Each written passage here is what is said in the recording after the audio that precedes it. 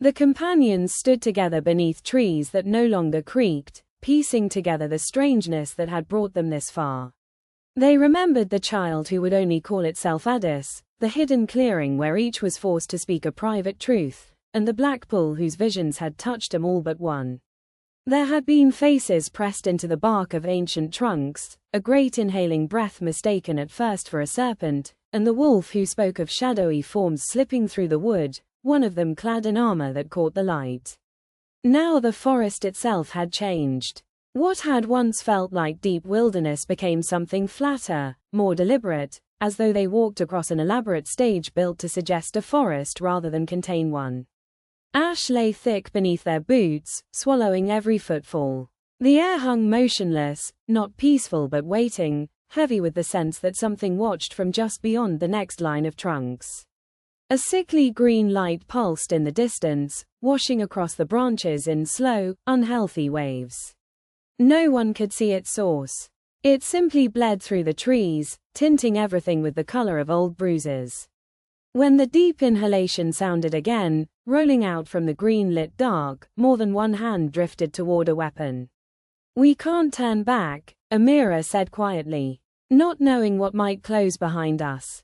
The others agreed. Tilly, who had become a liability in tight spaces, was firmly tied to a rope and secured behind one of the larger companions for safety. The single trail soon splintered into 6 identical paths, each vanishing between the same silent trees. Every fork looked exactly like the last. After a brief discussion, they produced the lucky stone, passing it from hand to hand. Where the stone felt warmest, the chosen path, 5th from the left, seemed to welcome them. They took it, veering slightly north yet still aimed toward the green glow. The light followed. Amira's arrow, suspended before her, spun lazily in the air, refusing to settle. Another 50 paces brought a fresh split, this time into 3 identical routes. Again the stone was consulted. Again a single direction sang to the one who held it.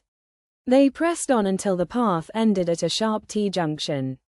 Left and right looked the same, yet when the stone was held aloft the leftward trail pulled at them with quiet certainty. Persephone slipped the stone into a pocket before its influence could sour anyone's mood. The green light throbbed ahead, stronger now, and the deep inhalation came once more, closer than before. Whatever waited at the heart of the sickly wood, they were walking straight toward it. A nagging instinct tugged at the edges of their awareness as the group stood at the split in the path. Something felt fundamentally wrong no matter which way they turned. Ida clutched the lucky stone, her brow furrowed. "Left feels worse somehow," she murmured, "worse than danger and death." Others echoed the discomfort. For some the right path carried the sharper bite of dread, while for others it was the left. The sensations warred among them until they agreed someone should spin blind and let pure reaction decide. Ida turned slowly with eyes closed, then stepped left. A visible sinking feeling crossed her face. "It's like a weight in my gut," she said. When she pivoted and tried the opposite direction, the sensation eased to mere mild unpleasantness. The others compared notes, voices overlapping in the quiet wood. 2 felt the right path less hostile, the rest reluctantly conceded. "Against my best instincts," one admitted, "we'll go right. Tilly, you be the tiebreaker." Amira took the stone in hand and found the chosen direction surprisingly agreeable. "This feels pleasant," she declared, smiling at the others' confusion. "I don't know what you're all on about." Heartened, the party set off at a brisk pace. 25 feet became 50, then 75. The trail ran straight at first before curving gently back toward the faint glow that had haunted their left flank since they entered these woods. "We'll head that way," Amira said, and no one argued. The trees pressed close on either side, their bark gray and lifeless. Stephanie, drawing on her college training in natural law, ran a hand along one trunk. "It's almost like they're petrified," she observed. "As if the wood itself has been scared to death." The realization sent a fresh chill through the group. To guard against whatever might leap from the shadows, they tied a blindfold around Tilly's eyes. If a Gorgon appears, you won't see it, they reasoned. He accepted the cloth with surprising calm. Pretty sure I don't need my eyes for that. They remained tethered by a 50-foot rope looped through their hands, ensuring no one would be lost if panic struck. Tilly tested his bonds and chuckled darkly. Now that I think about it, how am I supposed to save you while I'm bound? Amira patted his shoulder. Don't worry, you'll figure it out. The party pressed onward through the petrified silence, the distant glow drawing steadily nearer. The companions' laughter rippled briefly through the still air as they bantered about covering one another in bacon grease to slip free of whatever trouble might find them. The absurdity helped, if only for a moment. Around him the forest had taken on a stranger cast. Grey, petrified trees stood like monuments to some forgotten catastrophe, their branches locked in eternal winter. A pale glow pulsed ahead, drawing him onward. Itis and Amira noticed more than the others. Every so often something shifted among the trunks, too swift to track, gone before the eye could focus. Persephone kept the lead, her stride confident where the rest had begun to flag. 6 hours of hard travel since morning had worn him thin, and the afternoon light was already sliding toward evening. We could make camp, someone offered wearily. Yet the center of the wood could not be far now, and the forest itself seemed determined to bar their way. They chose to continue, Persephone still at the point. Minutes later, Amira and Iris caught the flash of ice-pale glints deep between the trees, like a cat's eyes catching lantern light. Iris slowed, drawing on her training. She sent her awareness outward and found 3 minds beyond their own small circle. They were orc minds, weary and taut with caution. Thoughts flickered through them in rapid, jagged bursts. Should we warn them? Turn him back before it notices. Another mind held only terror of a different sort, a desperate litany of hiding, of not being found, of not being taken. The party exchanged glances. Rather than creep forward in silence, they decided on boldness. Iris cupped her hands and called out, "Hello." The single word rolled outward, echoing again and again through the petrified wood as though the trees themselves were hungry for sound. The effect was immediate. The hidden minds froze in sudden alarm. One thought sharpened into decision. "It's coming!" a voice shouted from the undergrowth. From the direction they had already passed, a massive but terribly gaunt orc stepped into view. Ash had been rubbed into ritual markings across his skin, and black veins traced upward toward eyes that had seen too much. He moved with the careful silence of a scout who had learned the price of noise. When he spoke, his voice was barely more than a whisper. "You shouldn't speak loudly here. It listens for fear." The party lowered their voices at once. Questions followed in hushed tones. What was this thing at the forest's heart? The orc shook his head. "We have never seen it. Only felt its presence. It took us from our camp while we slept. One moment we were safe among our tents, the next. Here." His gaze flicked toward the surrounding trees. "It has been trying to keep us out. Why it brought you in, I cannot say." One of the adventurers offered him a sandwich from their pack. The orc regarded it for a long moment before accepting with a tired nod. "My team is small," he continued, voice still low. "Mostly scouts. We." Behind him the petrified wood waited, listening. The orc regarded them with a mixture of resignation and dark humor. "We probably don't threaten it," he grunted. "It's not scared of us. We have great magical arts," one of the adventurers countered with a grin, "and a very, very scary, really." "I believe," his companion replied dryly. They pressed on with questions, offering sandwiches from a red and white checked basket in a vain attempt to lighten the mood. "Have you seen any? And we carry sandwiches. Do you want one?" "Quite, I'm on your sandwiches." "So it's too loud." "It's a quiet sandwich, not toast." The orc gave a weary chuckle. "I've listened to so many people eat sandwiches. Sandwich too loud." His expression darkened as the conversation turned serious. "We don't know. They aren't killed, they aren't dragged away. They just vanish between steps." "Oh, how exciting." Attempts to escape had proven futile. We don't know the way out, the orc admitted. Away from the green thing. The forest keeps coming back. Keeps us in. It keeps us near the center. The adventurers debated their options. But it's scared of us. We obviously have more lives. I am more scared of you. Why? It's safer with us than not with us. But this is still up for debate, the orc muttered. You're just gonna disappear. They spoke of hiding, of those who had tried to slip silently between the trees. Some of them, yes, the orc said. Or most of them would mistake rock, twigs, quench leaves, that. One adventurer sighed. I guess we shouldn't have yelled out in the forest. Probably not. We should move. The path ahead looked clear enough, though sightlines were poor for hiding. The distance to the center seemed to depend on whether the forest itself wished them there. As they spoke, the woods around them took on an eerie quality, almost as though the forest were breathing. The orc froze, ears pricked. They waited in silence until the unnatural respiration quieted, then the orc stepped off the path.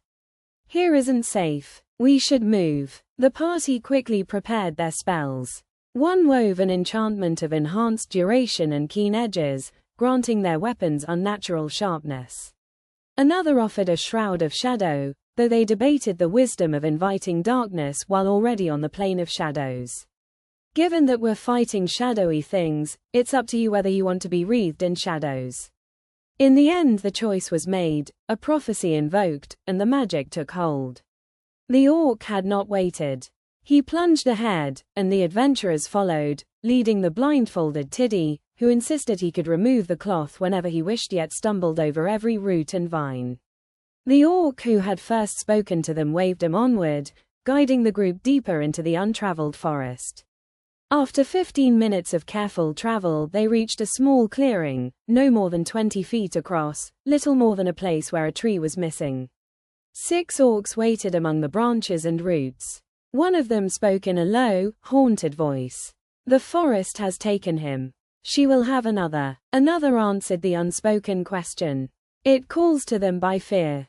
They don't come back the same. Do they come back at all? Something else. Is it shadowing? In a way. The only way out is through. The forest keeps us going in circles. The adventurers glanced toward the faint green glow visible between the trees. You know the green glowy lights? The thing we avoid it. That is great for you, heroes. We aren't heroes. You're just gonna keep disappearing. One adventurer squared his shoulders. Or we'll find a way out eventually. The orcs stood ready in the clearing, their expressions grim but resolute. We have no alternative, one rumbled. It is find a way out or die doing it. Their leader offered a final warning before the groups parted. If you head for the lake, use the light as your guide, but do not trust the voices you hear.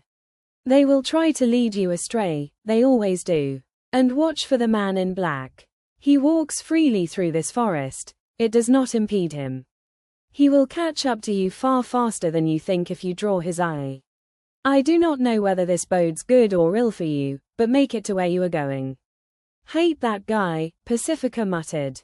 The others echoed her sentiment, though the dwarf among them added a wry twist. The man in black seemed to hate them far less than they hated him. The orcs bid them farewell and turned back along the route the party had carved earlier, following the marked trees that would, with luck, lead them to safety. The adventurers, refreshed by healing draughts and bolstered by Pacifica's mind's reach, picked up their pace and plunged deeper into the woods. The distant light served as their beacon, yet leaving the clear path proved harder than expected. Roots snaked across the ground, hidden beneath layers of underbrush, forcing them to pick their steps with care. Pacifica consulted her magic book, noting its cryptic advice about passive tricks and deceptions that lingered at 50% potency. After several minutes of careful progress, a low fog rolled in, swirling around their legs and obscuring the treacherous ground. For most it rose only to mid-calf, but taller companions found it climbing higher, brushing against their torsos. The air grew heavy with the scent of damp earth, green plants, and something oddly pungent the dwarf jokingly dubbed fogshen. Amira and Ichlan kept sharp watch on the periphery while Pacifica focused her senses ahead. No minds revealed themselves in the mist. Conversation turned to impractical solutions, brachiation through the branches, stilts, or rushing ahead, but all were dismissed. There was little point outpacing the group when visibility remained so poor.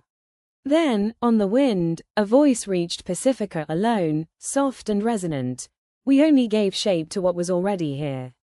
Moments later another whisper found Itis, carrying the gentle gravity of an old friend. The children already fear the dark. Teddy will let you know, because Teddy is like that. You cannot remove fear from dreaming. Pacifica blinked, tilting her head. Does it sound like him? There's an essence of Roger to it, but not that same smarmy voice. The others confirmed they heard nothing. No minds registered. The voices were not the man in black, nor were they resistible in any conventional way. This isn't a place of death, someone observed. Not yet, anyway. The party pressed on, turning the phrases over. I strongly disagree with the last one, Pacifica said. Their companion reminded him of the earlier warnings, mind the voices. Yet the dwarf offered a pragmatic lens. Just think it's an ugly drunk and you'll be fine. They don't know nothing. Sounds like whatever this is needs cleaning deeper than the surface. The fog swirled thicker around them, the light ahead flickering like a promise and a trap, while the forest listened. The party pressed on through the heavy fog that clung to the ground like a living thing. It deadened every footfall and muffled their voices, yet Ida sent a bright, happy melody threading through their minds via the telepathic link. The tune was simple and upbeat, the sort of song one might whistle while marching. Persephone, however, suddenly tilted her head as another voice drifted in on a wind that did not exist. There are no hopes without fear, the whisper said. Ida caught the phrase and, rather than let it sour the mood, folded it into her song.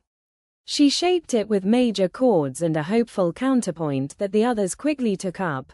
I hope, underneath. The result was an odd but undeniably catchy marching tune. Even the GM found herself humming along for a moment before catching herself. As the song swelled, the fog began to thin, then vanished altogether. The companions took one more step and found the wild forest had given way to something far more orderly. Trees stood in precise rows like soldiers on parade, their trunks blackened and petrified as though struck dead centuries ago. Yet from those lifeless branches hung ripe fruit, glossy red apples and, here and there, clusters of sugar plums. An orchard, someone murmured. In the middle of all this. The fruits looked perfect. Too perfect. One of the party reached out with a spectral hand and plucked an apple. It felt exactly like an apple should, cool and firm. A quick working of magic revealed a gentle plant aura and, more intriguingly, an effect that would trigger only when eaten. A wash of comfort, of warm nostalgia. Don't eat them, warned another, though the caution was half-hearted. Already hands were filling sacks. 10 apples, then 10 sugar plums, their sweet scent cutting through the musty air of the dead grove. The party debated whether the fruit would remain potent once picked and decided the risk was worth the profit they might fetch back in Seagate. Further divination teased out the orchard's true name, the Black Orchard.